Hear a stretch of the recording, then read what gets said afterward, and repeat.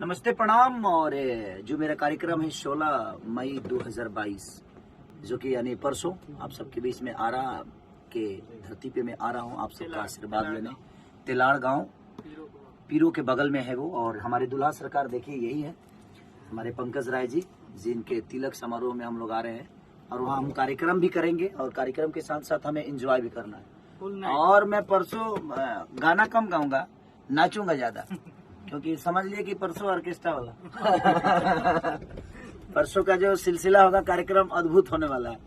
तो हमारे कृष्णा बेदर्दी जी, हमारे अभय बाबा जो कि हम सबके बड़े भाई हैं, गर्जियन है, सोनू है, और हमारे पीछे पवन पांडे जी बैठे हुए हैं अभी जो कि प्यारे बड़े भाई हैं, ये नवरत्न बाबा, नवरत्न पांडे जी, और सब लोग आप सबसे मिलने के लिए हम लोग आ रहे हैं परसों तिलाड़ गांव पीरो के बगल में आरा की धरती पे।